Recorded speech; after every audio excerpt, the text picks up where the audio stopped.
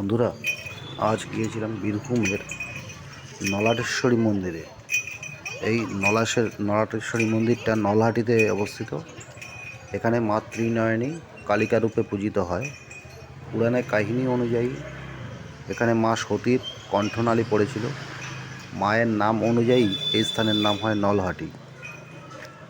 এই মন্দিরে বর্তমান রূপ যেটা আপনারা দেখছেন সেটা রানী রাসমণির হাতেই তৈরি।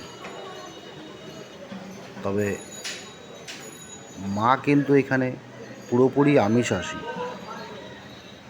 এখানে একমাত্র কালী পুজোতেই রাত্রে ভোগ দেওয়া হয়, এছাড়া প্রত্যেক দিন দিনে ভোগ দেওয়া হয় মায়ের এবং অন্নভোগ দেওয়া হয় এখানে।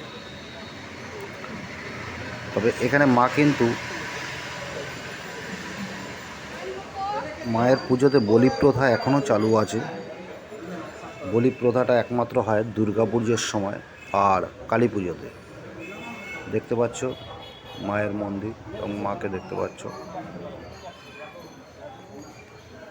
তো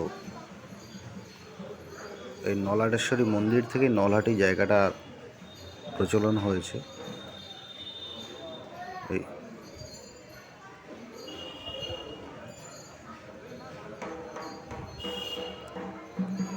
তো বীরভূমের নলহাটিতে যদি কেউ এসে থাকো, একবার নলাটেশ্বরী মন্দিরটা ঘুরে যেও। খুব সুন্দর জায়গা, মন্দিরটা খুব সুন্দর এবং নিচে এখানে বলি দেওয়ার একটা জায়গা আছে।